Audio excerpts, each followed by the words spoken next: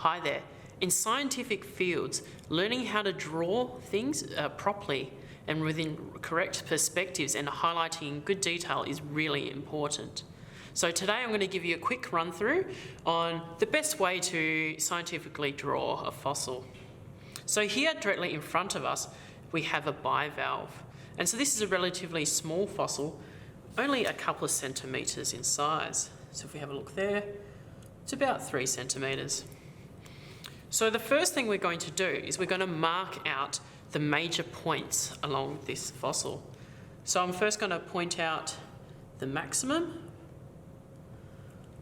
and if we follow the major features along here, we can also put a mark here, and then we can also mark out the maximum distance this way. So we've got over here, if we go along, it's about over here. So now that we've got this in a single size, what's if we want to blow it up bigger? So today we'll use a 2:1 ratio, and the best thing to do is, using our 4 points, is we just mark out a little cross section. So we can do this slightly with a pencil. That means we won't have to erase it later on when we've finished our diagram. So we've now finished our little cross with our central point here. And so this will continue to be the centre point of our drawing. Now in order to go into a 2:1 ratio, we have to double the distances from the central point out to each point as we move along. So I'm going to quickly do that now for you. So this is about 1 centimetre, so we're going to move it out to 2, and we continue that process all the way along.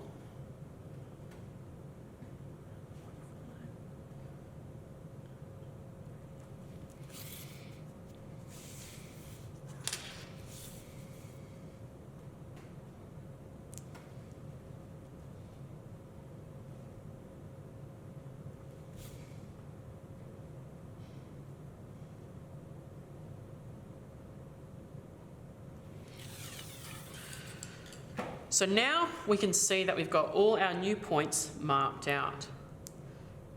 And so essentially all we have to do is do a simple join the dots. So here I'm just going to follow the outline, so we can see at the point we've got a bit of a curve and that it leans this way. So I'm going to start off with this top point. I prefer to start off top. You can start off wherever you want. And so what I'm going to do is I'm just going to do a faint line intersecting that point and showing that it comes in a bit, kind of hooks back out like that. We go down here to our other point, which we've now intersected. I'm going to continue this around. Now you can probably notice already that this is slightly off, but that is okay. We can address that a little bit later. So if we bring that around somewhere along there. And you know what? That's actually not that bad. Just bring that out a little bit more. There we go. And so now we've got our outline. And the really important thing to do with our outline, to make it simpler for later on, if we make this outline nice and thick and dark.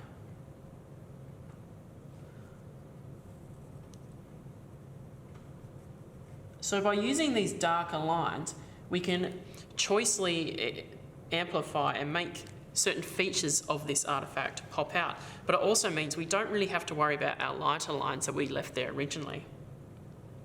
So the next thing we can do is we can start adding in some detail. So one thing I might like to add in first is this little borehole here. So I'm going to have a look. We can see it's just below that point and almost along the same axis, but then just slightly in. So I'm going to draw it just along the same axis, slightly in, just away from that lump, and we've got a little hole. We also have ridges running this direction, and then also very minor ones going this direction. So if you remember just what I talked about regarding using the thickness of lines, so we can actually use this to point out different features as well. So what I'm going to first do is show these major lines, these big ridges that run around the fossil. So at the top we can see that the ridges are really close to this point, which is called the umber. And so what I'm going to do is I'm going to show that at that point they're very close together, and as we move out they get further away. Also notice how as I draw the lines we are making sure that we're showing that they curve right around, because they actually continue all the way around to the back of the fossil. If we show that a bit more.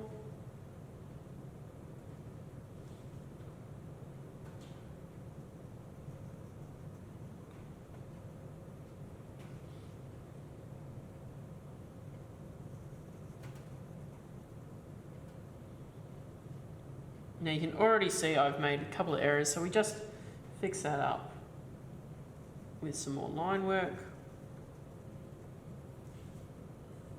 And then once again, just finish that one off. Once again, making sure our outline's nice and thick. So I haven't drawn every single one, otherwise this is going to get a little bit too clustered. But we can show this later on in a zoomed image.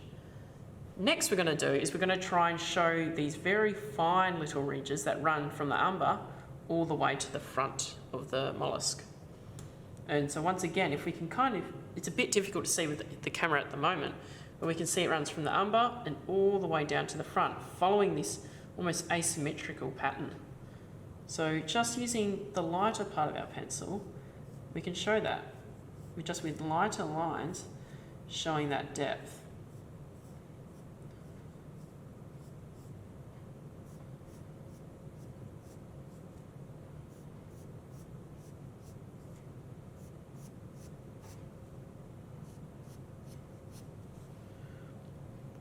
And so you can probably notice as we go along that I'm not exactly an artist, and you don't have to be an artist to scientifically draw. The only thing that's important is that we make sure that we get our perspectives right, our scales right, and really highlight those features that we want to highlight. Because we could take a photo, and a lot of the times in the field we do take photos of fossils, rocks that we can see, but a photo will never point out the really important features. However, if we're drawing something, we can really highlight those features well. So here we go, just finishing off some of those lighter ones. And so now we can see that we've got our two ridge patterns. We've got our lateral ones and these ones that go from the umber out to the front. Now the next thing we could do to kind of give this image a little bit more depth is we can add some shading. Now, I know that you're probably thinking, now wait a second, Liam, shading's a little bit advanced, but all it really requires is that we just lightly shade some of these edges where we can see there it kind of drops off, and we can show some shadow, excuse my stutter. And so we can do the same thing just in that little curve, and we can that just shows that this is a 3D shape. It's not just a single 2D drawing. So we can do things like that. Now, to do this really well, we can use multiple different pencils. We can even add in some colour just to make certain features pop out. So typically what we do next is we're going to do a zoom. So what we're going to do is we'll just perhaps zoom on in this little feature here. And all we have to do is just do a little line coming off it, and we can show those features more. So what we might do, if I just have a little bit more of a look, I might use my hand lens at this instance to get more of an idea of what we're looking at. Okay, I think I've got an idea. And so what we're going to do is we're going to draw some of these ridges. So I'm going to draw one of these big ridges and the second one as well. And I'm going to show that they're interlinked by these very small, finer ridges, like that. And that these ridges continue down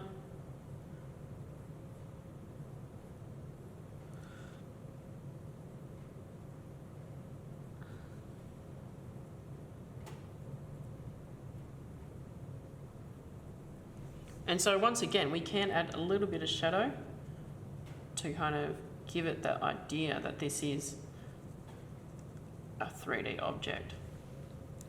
And so there's a couple of things missing out of this image already. So just take a second to think about something that you might include within this. So did you have a think? What did you think they were? So the first major thing that we're missing is our scale. It's always important to show a scale bar. And so as we mentioned earlier, this is a 2:1 drawing. So it's a 2:1. And so the best way we can represent that is by just drawing a 2 centimetre line. And I'm going to say that 2 centimetre line is actually 1 centimetre in life. Another way we can do that is we can draw lines on our fossil itself. So for example, if I wanted to demonstrate the distance between those maximum points, all I would need to do was I'd draw a line to those maximum points. And so sometimes we can dot them. I like to dot them out just to show whoever's looking at this image exactly how far we're talking and where the points are from.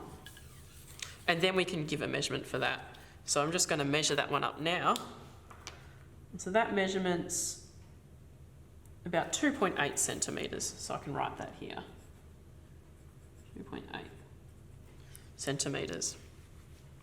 And so the next thing that we've missed, and you probably heard me kind of talking about it throughout this little tutorial, is that we've missed annotating this. So yes, we do have a zoom, but what's that zoom showing? What's this hole here? And what's that point I talked about earlier? So we can do that now. So we can add in a point here, which is what I'd call an umber. We can also add in things like this little hole, which is a borehole.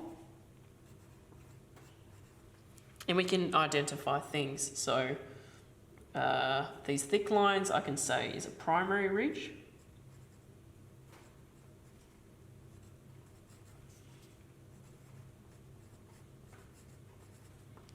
And then our more faint lines we can add in as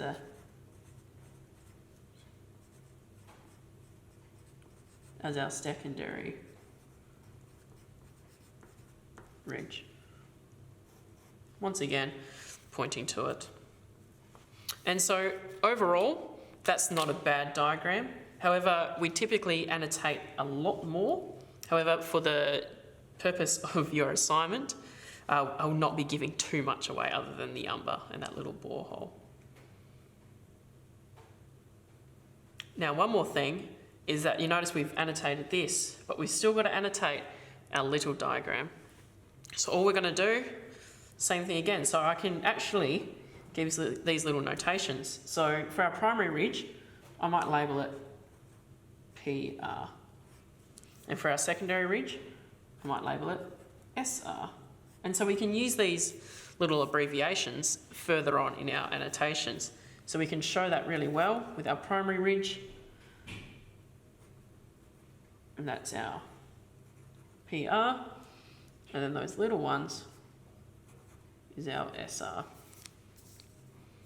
And that, as we can see, is a bit of a simple summary of the features that we can see in this lovely fossil.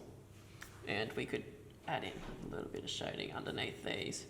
But now we're just getting to the point where it's getting a little bit finicky. Tweezy, thank you for watching, and hopefully we'll see some very good scientific drawings out of you in the next couple of weeks.